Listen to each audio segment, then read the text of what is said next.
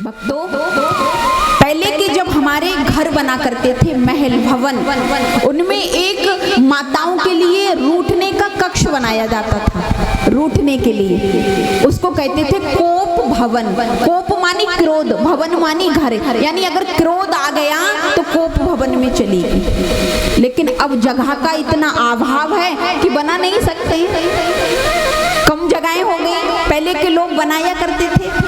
दशरथ जी से जब कैकेयी माँ रूठी थी तो कहाँ गई थी?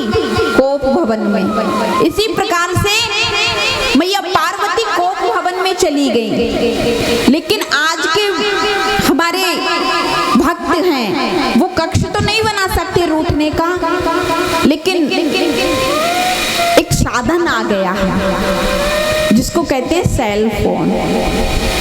अगर पति से गुस्सा हो गई, फोन बंद, व्हाट्सएप बंद, सब बंद, स्विच ऑफ, कुछ नहीं, अब बात नहीं करूंगी, आने दो, आज घर में क्लास लगाऊंगी, बोलना पड़ेगा। अब पति फोन लगा लगा कर परेशान, देवी जी फोन ही नहीं उठा रही है, क्या बात है? तो समझ लेना कि कोप भवन में चली गई। जब फोन स्विच ऑफ हो जाए तो समझो कोप भवन में चली गई। मैया को देखा, बाबा ने कहा देवी आप कोप भवन में क्यों, क्या बात है? माँ कहने लगी बाबा तुम हमसे कपट करते हो। कपट? कैसा कपट? मैंने क्या कपट किया? मैं तो कभी तुमसे कपट नहीं किया देवी। अच्छा, तुम्हारे गलों में जो मुंडों की माला है तुमने कभी बताया ये मुंड किसके हैं इस माला में? भोले बाबा कहने लगे देवी वैसे तो संसार की दृष्टि में, इस सृष्टि में तुम जगदम्बा पराम्बा हो, देवी हो, लेकिन जब जब तुम अपने देह को नष्ट करती हो, देह का त्याग करती हो, तुम्हारे जितने मुंड बचते हैं, तुम्हारे मर जाने के बाद वो मुंडों को उठा करके मैं माला में पिरो करके गले में पहन लेता हूँ। मैया ने जब ये बात सुनी तो बोले अच्छा तो तुम महाकपटी हो। क्यों? अरे तुम महाकपटी हो, तुमने ऐसी कौन सी बूटी खाई जो तुम आज तक मरे ही नहीं और हमको बार बार मरना पड़ रहा है? तो बाबा कहने लगे देवी मैंने अमर कथा का पान किया है, मैंने श्रीमद् भागवत कथा का पान किया है, इसलिए मेरा जन्म मरण नहीं होता है। तो माँ कहने लगी प्रभु तो वो कथा हमको भी सुनाइए, हमको भी बताइए। भोले बाबा कहने लगे देवी जब मैं कथा कहता हूँ तो मैं अपने नेत्रों को बंद कर लेता हूँ, लेकिन मुझको क्या पता सामने वाला कथा सुन रहा या नहीं, तो आपको हुंकार भरनी होगी। हो हिंदी में कहते हैं हाजी, हाजी। माँ कहने लगी बाबा मैं हुंकार भरती रहूंगी, आप मुझे अमर कथा का पान कराइए। भोले बाबा ने जैसे ही कथा कहना प्रारंभ किया भक्तों, एक दिन हो गया, 2 दिन हो गया, 3 दिन होने के बाद चतुर्दिवस में प्रवेश किया, पंचम दिवस में प्रवेश किया। जब छठम दिवस में प्रवेश किया बाबा सुनाने लगे कि प्रभु जब धरा धाम को छोड़ के जाने लगे तो नारद जी को उपदेश दिया। नारद उद्धव से कहा उद्धव जाकर के जन जन में मेरे कथा का प्रचार करना। जानते हो भक्तों जब ज्ञान की बात आती है ना तो नींद आने लगती है। क्या आने लगती है? नींद। एक जगह हम गए थे, कथा करने जाते ही रहते हैं, रुकते भी हैं। एक महाराज जी से हमने पूछा प्रभु, बोले हाँ। मैंने की आपको बहुत नींद आती है कथा में? बोले हाँ, जाने क्या बात है, कथा में पहुंचते ही बहुत नींद आती है। मैंने की कथा में पहुंचने के बाद नींद आती है, नोटों की गड्डी गिनते हो तो नींद नहीं आती है? तो बोले नहीं देवी जी ऐसी कोई बात नहीं, बनिया का बेटा हूँ, नोटों की गड्डी गिनूंगा तो कैसे नींद आ जाएगी। मैंने कहा नोट को तुम अपना मानते हो ना, इसलिए नींद नहीं आती। भगवान को अगर अपना मानोगे तो तुम्हें नींद नहीं आएगी। प्यारे, अगर जिसका प्रिय और प्रियतम से रिश्ता जुड़ जाए, बोलो उसको नींद आती है? हाँ जी या ना जी? ये हाड़ मांस के पुतलों से अगर प्रेम हो जाए फिर नींद नहीं आती, फिर तो तो रात भर फोन पे लगे रहोगे। गली से निकलोगे तो याद आएगी, एक झलक मिल जाती देखने के लिए। क्यों? ये हाड़ मांस के पुतलों से इतना प्रेम, और जिसने ये हाड़ मांस का शरीर दिया, इसमें सुंदर सुंदर सृष्टि का निर्माण किया, अंग का निर्माण किया, उस विधाता के लिए कभी याद नहीं करते हो? बोलना पड़ेगा।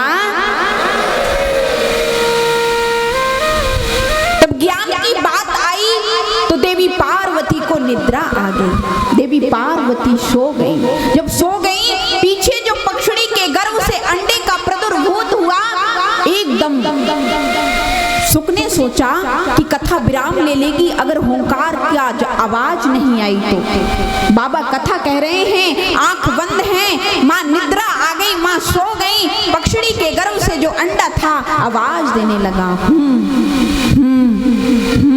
भोले बाबा कथा सुनाने लगे। 7वें दिवस की कथा में विराम लगा। भोले बाबा ने जयकारा बोला, बोलिए वाले कृष्ण लाल की जय। मैया पार्वती की आंखें खुल गई और कहने लगे, बाबा फिर क्या हुआ? फिर उद्धव जी कहाँ गए? बाबा कहने लगे, उद्धव जी कहाँ गए? कथा तो पूर्ण विराम हो गई, आप कहाँ थी?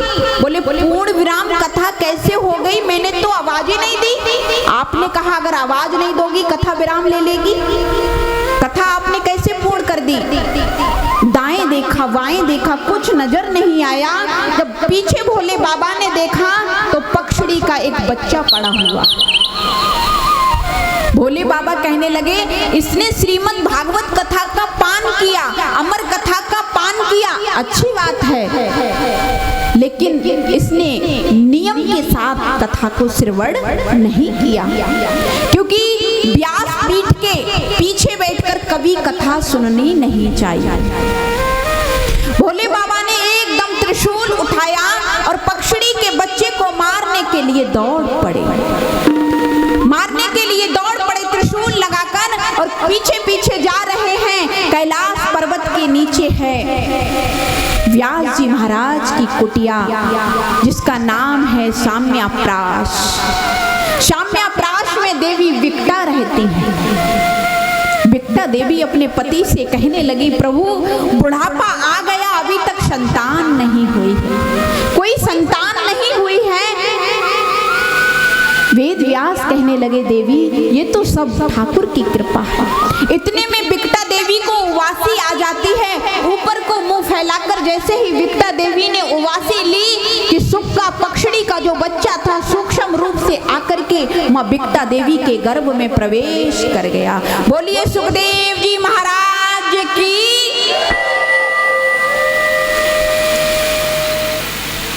जब विकटा देवी के गर्भ में सुखदेव जी महाराज का प्रवेश हो गया, भक्तों 1 साल नहीं, 2 साल नहीं, जानते हो 12 साल तक सुखदेव जी माँ के गर्भ में रहे। कितना? बोलो प्यारे, कितना? 12 साल तक सुखदेव जी महाराज माँ के गर्भ में रहे, जिस गर्भ की संसार बुराई करता है, गर्भ की संसार बुराई करता है। कैसे? जहाँ मलमूत्र की जगह हो, वहाँ अगर हमको बैठाल दिया जाए तो 5 मिनट कुर्सी डाल के नहीं बैठ पाएंगे, नाक बंद करते डोलेंगे। लेकिन सुखदेव जी महाराज ने माँ के गर्भ को मंदिर बना दिया। माँ के गर्भ में मंदिर के मंत्र उच्चारण की आवाज होती है, वेदों के श्लोकों की आवाज होती है। माँ कहती हैं, प्रभु ये गर्भ में जो बच्चा है ना, यहाँ से तो वेद के मंत्रों का उच्चारण होता है, वेद के श्लोकों की आवाज आती है। व्यास जी महाराज कहते हैं, देवी ये कोई संत है, ये कोई महात्मा है, ये ऐसा वैसा बालक नहीं है। तो माँ कहने लगी, देवी लेकिन मुझे तो प्रभु अब गर्भ का बोझ ढोते ढोते 12 साल हो गए, बड़ा कष्ट हो रहा। व्यास जी महाराज ने आवाज लगाई, बेटा आप गर्भ से बाहर आइए, आपके गर्भ में रहने से आप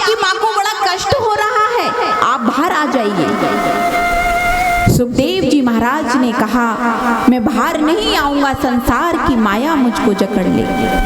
व्यास जी महाराज ने कहा, अगर तुम वेदों के उच्चारण, संत जैसे, महात्मा जैसे लक्षण है बेटा, मैं तुमको वचन देता हूं, माया तुम पर कोई प्रभाव पड़ने वाला नहीं है। सुखदेव जी महाराज 12 साल के बाद मां के गर्भ से बाहर आए और बाहर आते ही जंगल को प्रस्थान कर गए। जब जंगल को प्रस्थान कर गए, व्यास जी महाराज पीछे दौड़ते हुए जा रहे हैं, पुत्र पुत्र कहते हुए आवाज लगा रहे हैं, बेटा बेटा वापस आओ। लेकिन पुत्र को लौटाने की पिता में कोई सामर्थ्य नहीं। सुखदेव जी महाराज जंगल में चले गए और जाने के बाद आसन को लगाकर ब्रह्म में लीन हो गए, ब्रह्म के ध्यान में मग्न हो गए।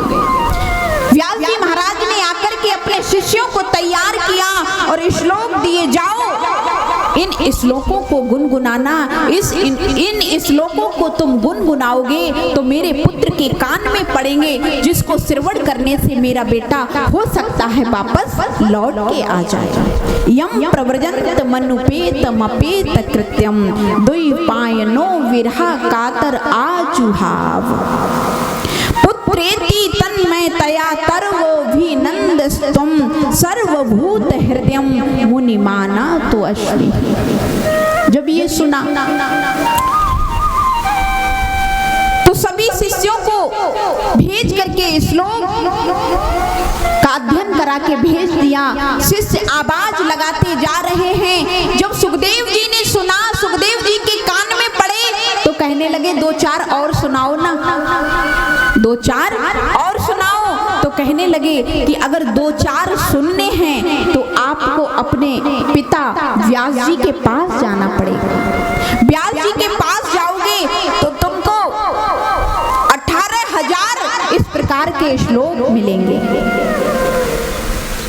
सुखदेव जी महाराज की समाधि टूट गई और आकर के वापस अपने पिता के चरणों में बैठ के कहने लगे, पिताजी और सुनाओ।